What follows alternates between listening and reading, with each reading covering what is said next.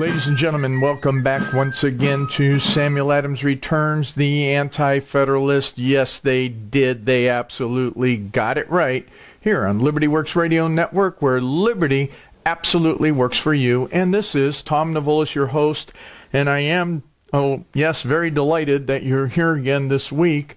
And it is an incredible week. It's a sad week in so many ways.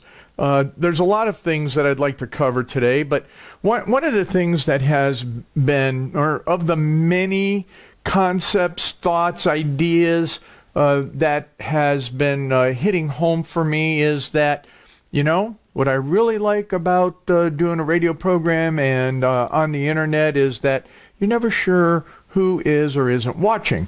And to the extent that there may be a lot of folks not. So that really gives me the freedom to say what I want to say.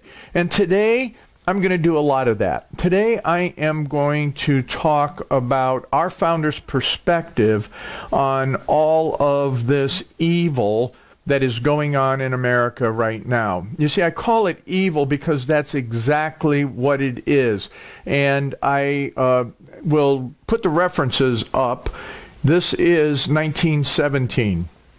Wait a minute. I thought it's... No, you're saying, no, Tom, it's not 1917. It's 2017.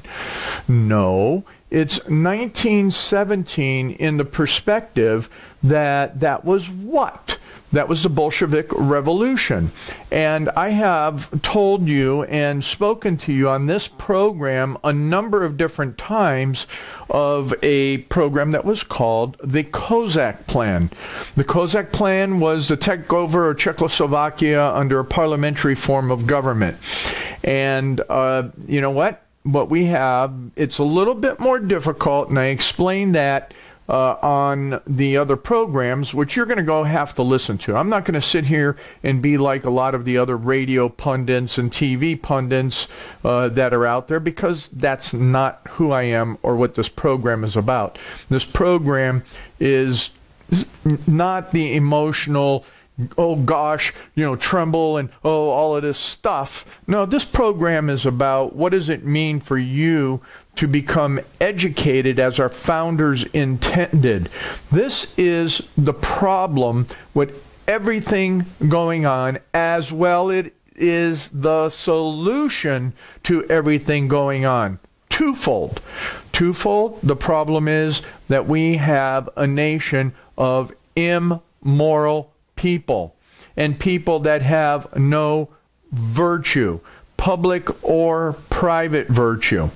And you're probably saying, well, Tom, I'm listening to this program. I have all of that. Well, okay, you on this program may, but what we're seeing is that in general, in speaking in general, the people really don't. And so when we look at that is also point two, and we're going to stick kind of to 2 points today. Point two is that people do not understand founders' original intent for this nation. Well, Tom, the nation's changed over the years and all of this and all of that. Well, you know what? To govern and how you maintain the rule of law has very distinctive principles. And those principles are built on, now I'm getting to the solutions really quick, and then I'm going to substantiate that with founding documents.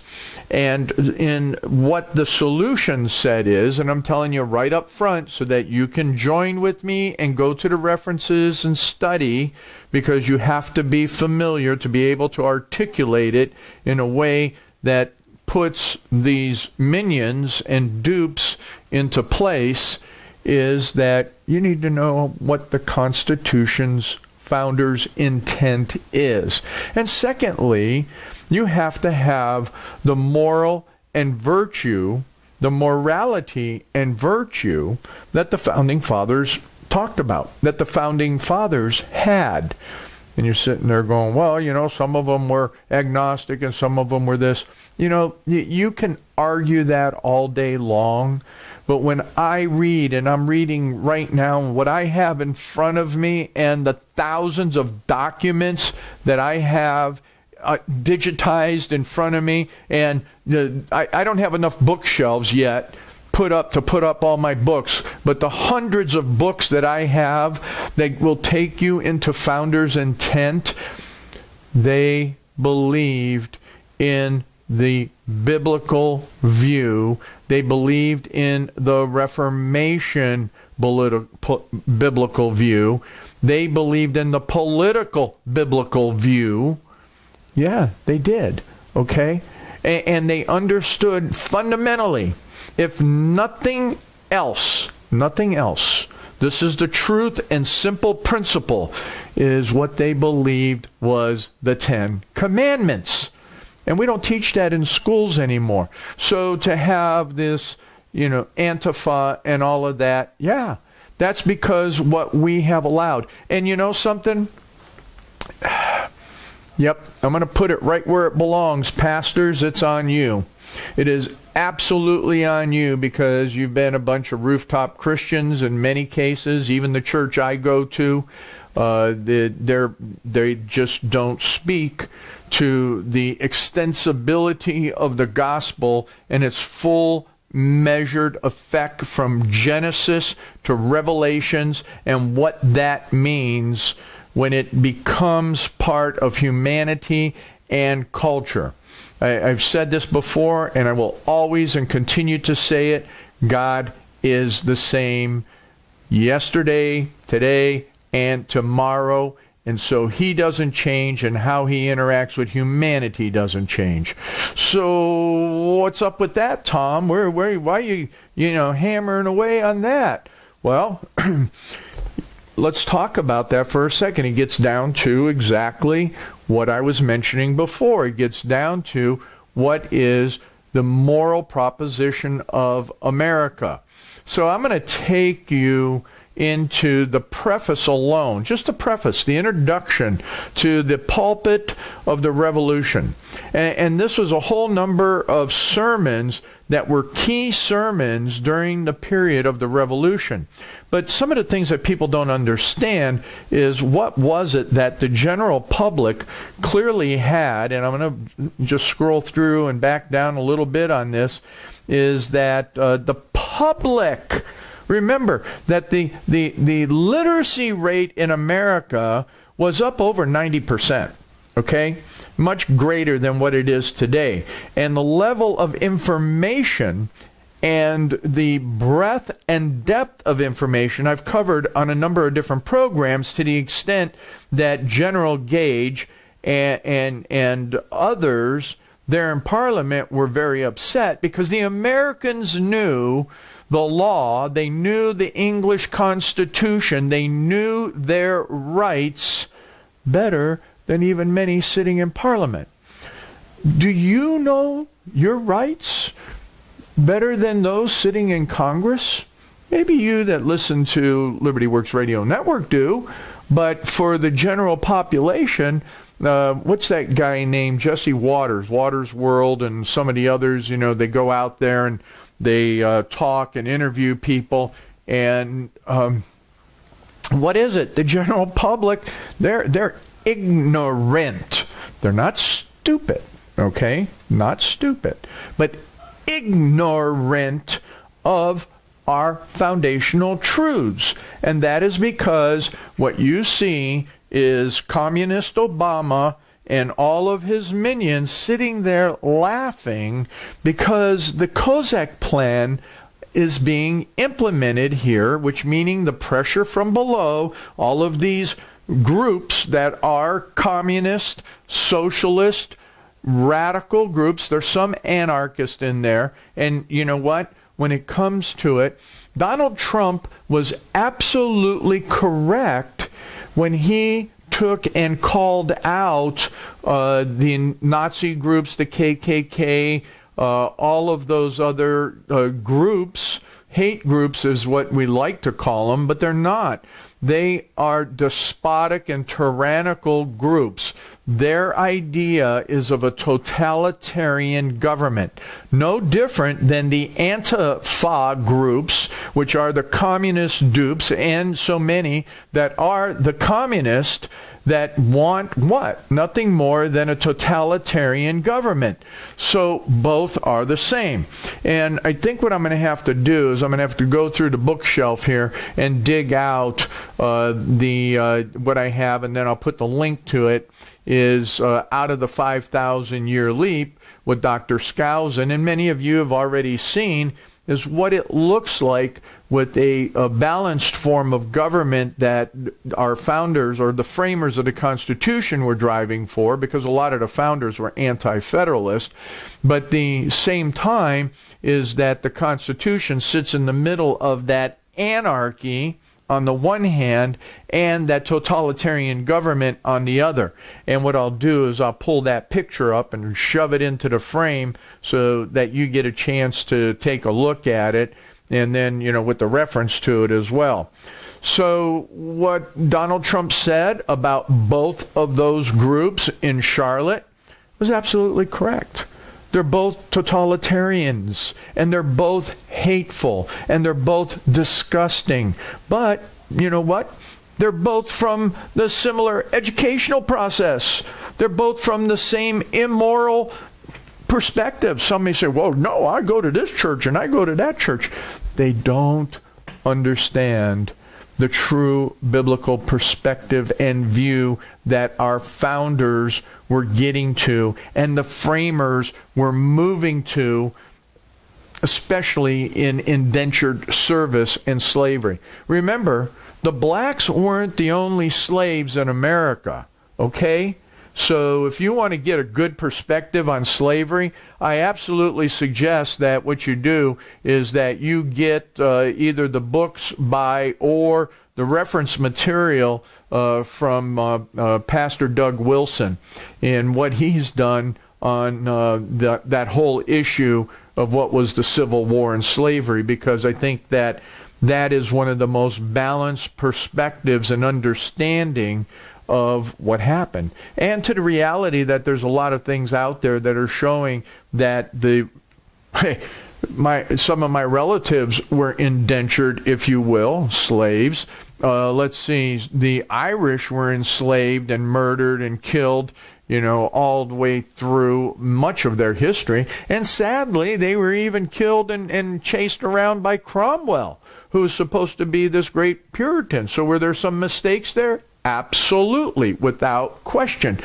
But that's where America is different. And the ideas of what our founders and our framers intended was for a moral and virtuous people to be able to self-govern. None of those people in Charlotte that are culpable in the travesties there self-governed. They were self-defeating, and they were anarchist in every form, shape that you can imagine, wanting not just the anarchy in general, no government, but a totalitarian form of government and oppressing every last one of us. So again, Donald Trump got it right. It's the rest of the media and everything that gets it wrong. And as we look at that, and we look at the details of the libraries here in America and the books and the understanding, that's what I'm going to talk about, is that how our seminaries built not just the intelligence better and smarter than anybody in the universities today, but they had a moral context by which they studied ancient history that brought us to the capacity to develop a self-ruling nation that comes together under a form of constitutionalism. So come on back in the next segment when Samuel Adams returns, and those anti-federalists, they absolutely got it right here on Liberty Works Radio Network, where liberty does work for you, and we intend to continue to educate each and every one who are willing to listen and understand truth, so that we can, you know, overcome all of these evils and insanities that have been happening, and that you understand clearly the Kozak plan, because you're going to go look up those references, right? And you know that then we'll have constitutionalism again. See you later. Ladies and gentlemen, welcome back once again to Samuel Adams Returns, the Anti-Federalists Got It Right. Yes, here on Liberty Works Radio Network, where liberty does work for you. And this is Tom Navolis, your host. And as I always do in this segment is, you know what? You need to go take a look at what else is happening here on Liberty Works Radio Network. Check out the host and hostesses. Look at the daily program and the live program, especially in the evenings. Some of that is local, some of it's national. And you know what? Contribute. We're just asking you to throw in a couple bucks here and there, because this is all about you. It's a listener-funded network, and you know what? We need your participation to help the network go and keep going and keep promoting liberty, and especially with Samuel Adams Returns and the founders, they got it right, and this historical perspective. So I got thinking about, out of the last segment, and when I was considering more of, what is it going to take to develop that whole train of thought around what was going on. We had some problems like this. We had riots like this during the early, within the first 10 years of America. When John Adams came into office, what happened? Well, the French Revolution was going on. We had so many people in here that were Jacobins. They thought that they were supporting that revolution in France and carrying on, and even trying to influence a number of what was happening in America.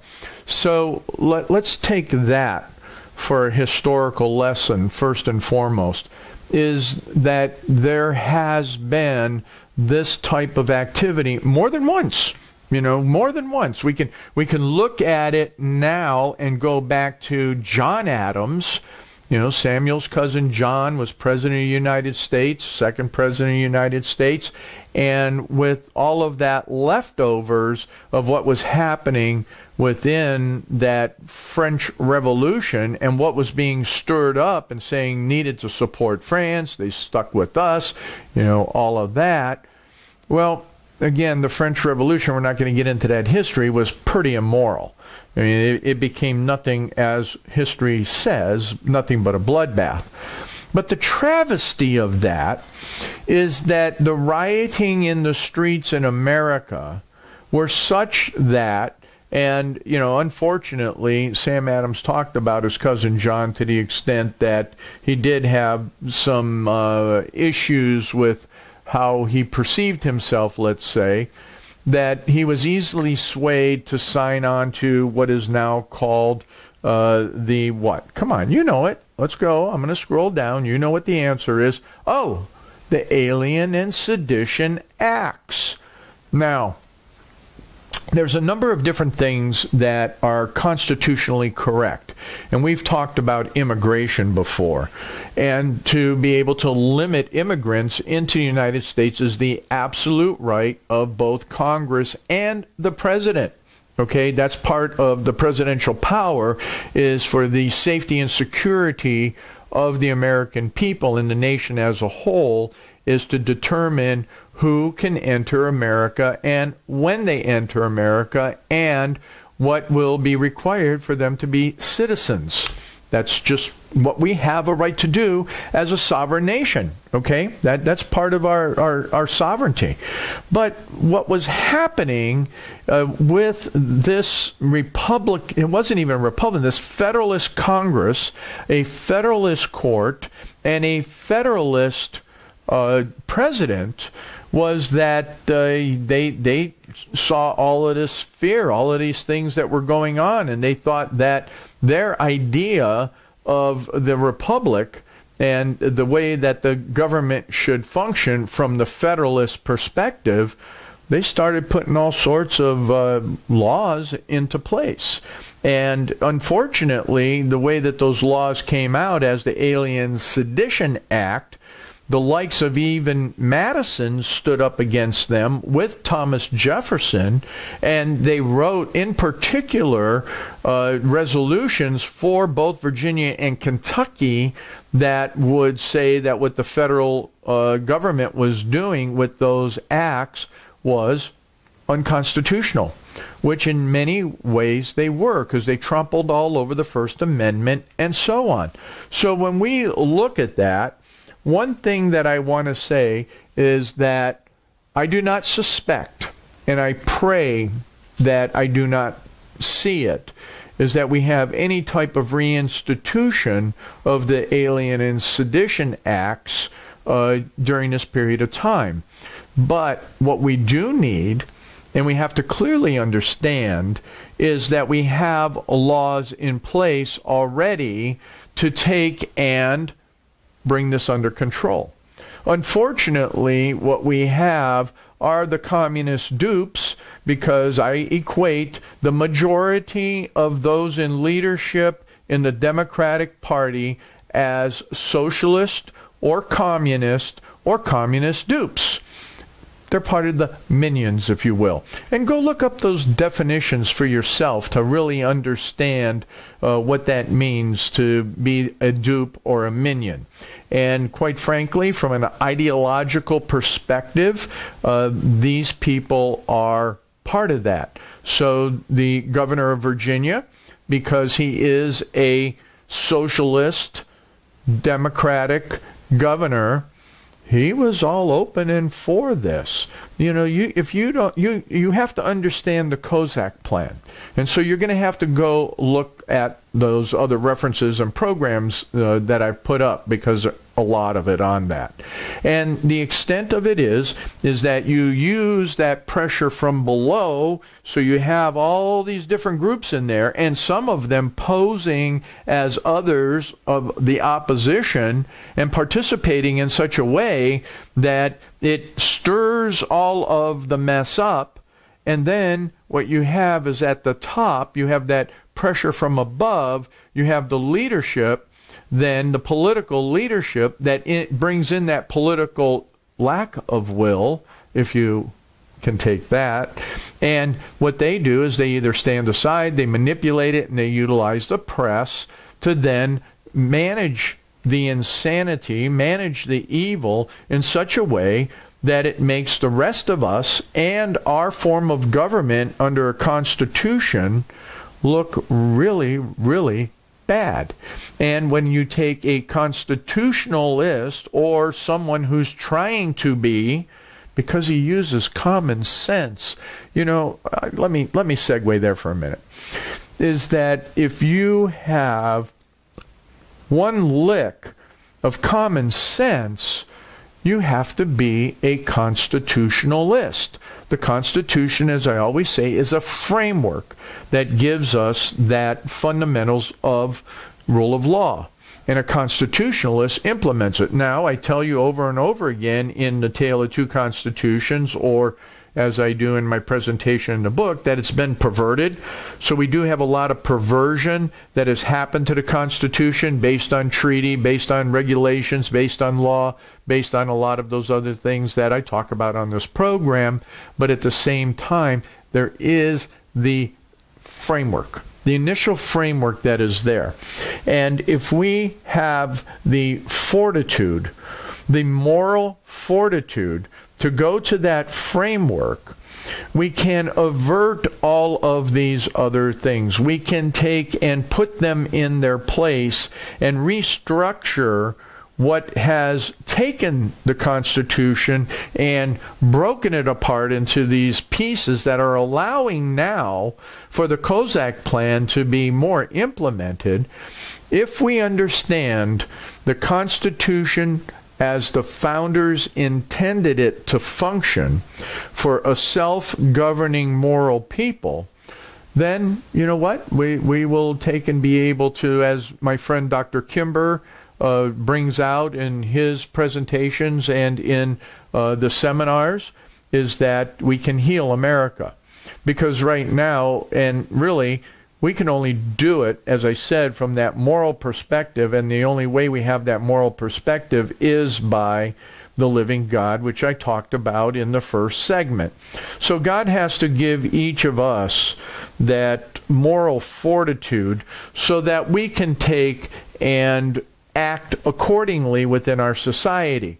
And that's what the founders had. They had that moral fortitude, so that eventually the moral fortitude was that which Madison and Thomas Jefferson had, to stand up to the likes of John Adams and look at what was going on with these alien sedition acts and say, no, that's not right, that's unconstitutional, we're not going to stand for that, and you know what, that's just not going to occur.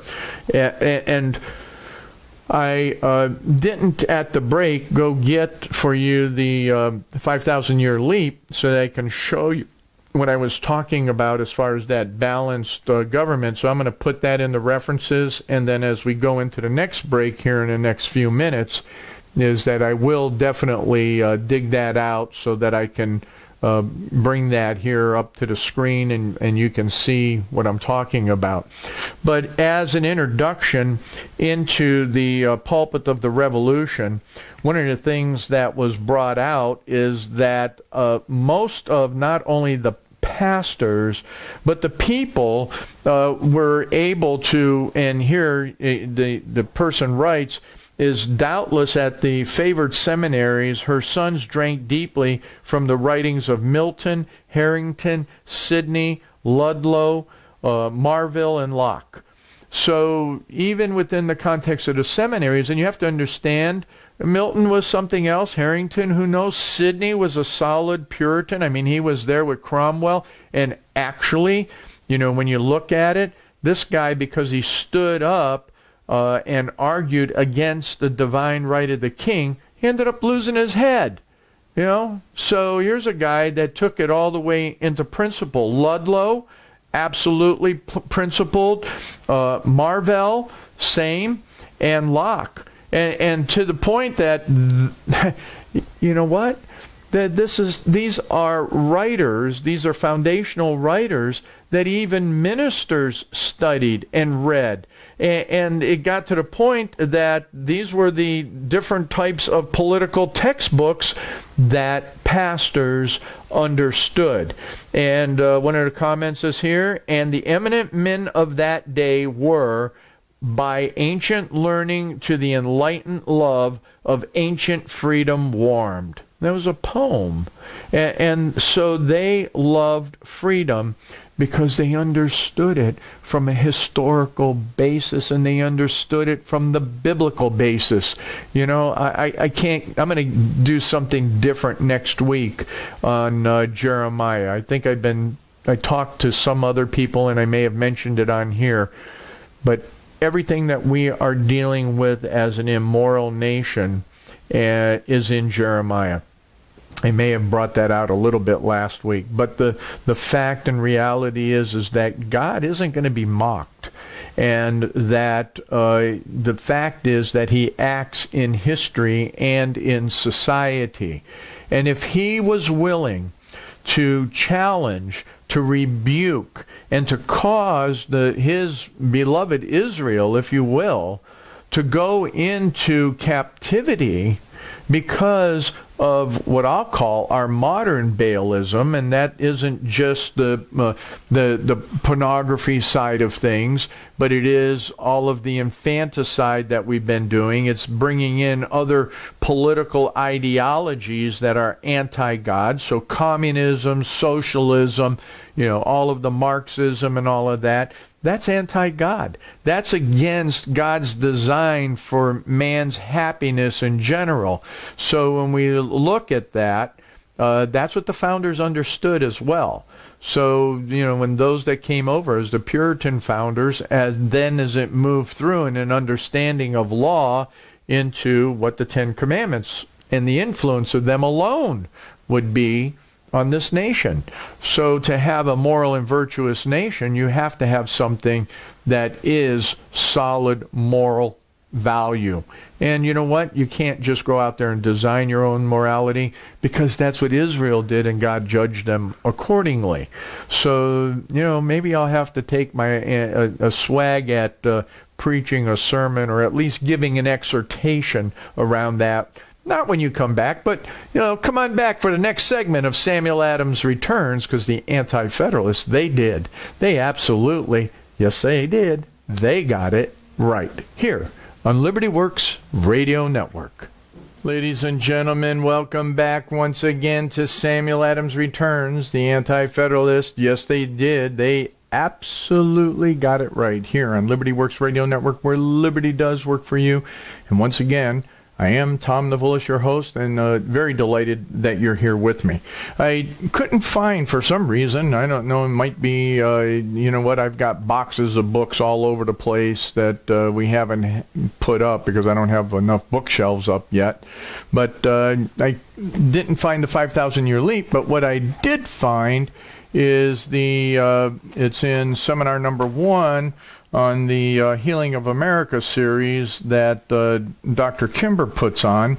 And in here, it does give us a little bit on what I was talking about, is that if we can look right in here, we can see the difference in the scale of what was proposed and what ended up, as far as where it is that our Constitution is in the center with people's law versus a ruler's law and absolute anarchy, and that tyranny is on one hand and all of that. I think get a copy of the 5,000-Year Leap, and you'll absolutely see more clearly that, what we have. Well, maybe you do, maybe you don't know.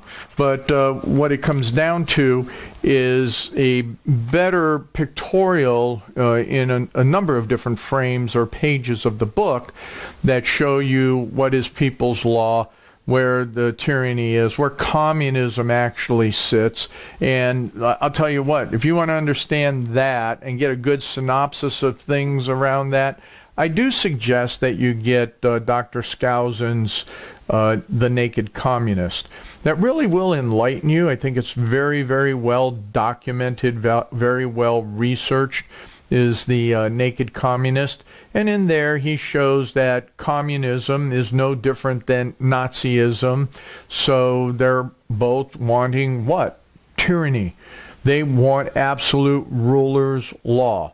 And you can see that fascism, Nazism, communism, socialism, they want the rulers to take care of that. But what I want us to really focus on is point number 2 as part of the solution set that I talked about in the first segment. The first one is get to know this stuff. Get to know and understand the Constitution. And if you want me to present any of these seminars for you, please let me know, and I will take and be delighted, more than delighted, to come and present these Healing of America seminars. And so you can contact me at tom@SamuelAdamsReturns. The link will be in the promos on Facebook. I'm there. You can find me, as well as the Samuel Adams Returns Facebook page, as well as this being up on the Samuel Adams Returns YouTube channel, and at Liberty Works Radio Network as part of the host page. So a lot of different ways you can get a hold of me if you're interested in, there's good stuff out there, and there's other people that teach really, really good classes. And so it's not being competitive, but it's getting more information as that the others aren't doing. So that's why I highly recommend these seminars. So with that, where I left off in the last segment is that we knew that the pastors were being taught very, very well in all of these other scholars, these ancient books, to understand not only how that biblical reality of governance worked, and that was something that I showed you here, is that when you take and look at that triangle, that triangle in actuality takes, and it comes, from a biblical perspective. The triangle being that the federal government is there, the several states, thousands of counties, thousands of communities, tens of millions of families, and hundreds of millions of individuals. Very interestingly, that was kind of the structure that was established from a biblical perspective as well. But, that being said, that's a whole nother session in and of itself.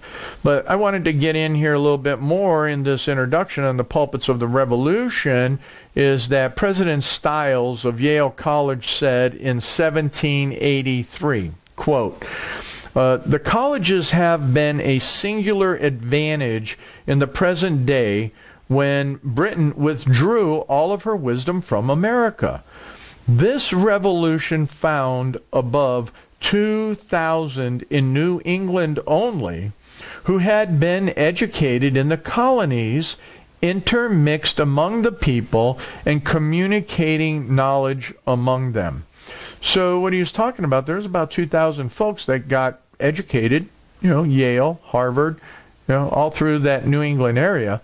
But in that area alone, they were so intermixed. So you didn't have this intelligentsia that was sitting there and dictating their ideologies, which that's part of the problem, okay? Is our universities are full of communist, socialist, humanist that hate America. Okay, so that ideology of the intelligentsia, including the media, is contrary to what Stiles is talking about here. So he goes on, and the person that was writing this introduction goes on to say, in Dr. Franklin's library were Locke, Hoadley, Sidney again, Montesquieu, Priestley, Milton again, Price, Gordon's Tacitus, and in a picture of John Hancock published in 1780 are introduced portraits of Hampden, Cromwell, and Sidney. Hampden was an amazing person. When you read the history of what happened for liberty inside of England, Hampden, in fact, Hampden was also, Samuel Adams was called the American Hampden. He was related to that in that relationship on the person that was out there fighting for liberty so much. So that's really, really interesting. So here you have that. And then it goes on, there are extant American reprints of these authors or of portions of their work issued prior to and during the Revolution in a cheap form for popular circulation, addressing not passion. So that's what we see happening out there, all of this emotionalism, not passion. It was not addressing passion, but reason, diffusing sound principles and begetting right feelings. So before you can get to the feelings, you have to have the sound principles. Ladies and gentlemen, that's what I'm promoting. That's what I'm asking you to take a look at. That's what I'm asking you to go do is, read some of these people. It's not that difficult. I don't know, or have me come and do a seminar for you and bring this whole information to you. I somehow get it into America, and that's why we are doing the Samuel Adams Center for Political Science, sacps.org, is because we have students that want this. Amazing. We have students that want our founders' understanding once again, so that we have a republic that functions according to founders' original intent. All right, so let's go on some more with what this is happening at the pulpits. Hey, pastors, at the pulpits, you deacons and other leadership in churches, you better get a hold of your pastor's ears and get them to read this, because it's critical.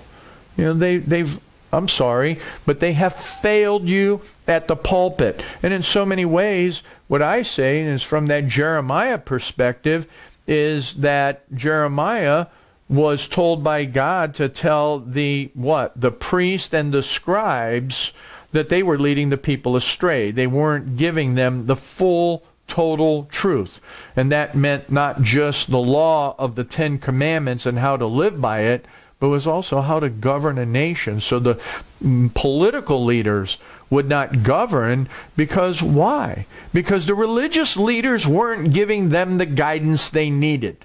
Anyway, but this is what America was founded on, is that our religious leaders had the capacity to take and bring the political leaders into an understanding of these truths because they knew it. They studied it. They understood the biblical perspective as much as anything else. Anyway, continuing on, who can limit the influences exerted over the common mind by these volumes of silent thought? Eloquent for the rights of man and the blessings of liberty. Fervid against wrong, the miseries of oppression and slavery, teaching that resistance to tyrants is obedience to God. And ladies and gentlemen, Donald Trump is not a tyrant. Obama was a tyrant. The Democrats are tyrants. Okay? Who can doubt from what fountains he drank who dedicated, quote, to all the patrons of real, perfect, and unpolluted liberty, civil and religious, throughout the world, end quote, his history of Wally, Gough, and Dixwell, quote, three of its most illustrious and heroic but unfortunate defenders. They're unfortunate because as they were defending liberty, both religious and, political, unpolluted, civil liberty, religious liberty, you know what? They ended up being persecuted and killed and all of that. So that goes to, where is our fortitude to stand up for what is right there, especially you Christians? Yeah. Okay. Anyway, this goes on to say, that these writers could have been the nurseries of sedition.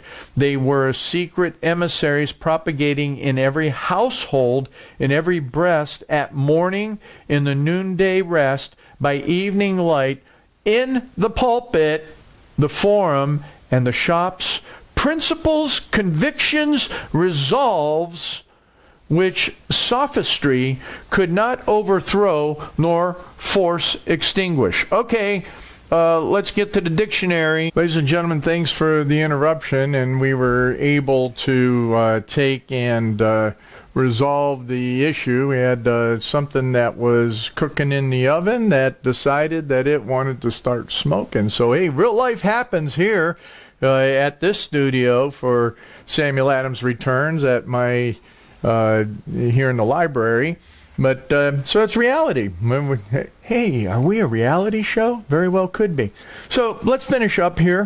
Highly recommend that you follow the link to the Pulpit of the Revolution and to get into just the introduction. If you read any of the sermons, they'll be eye-opening for you.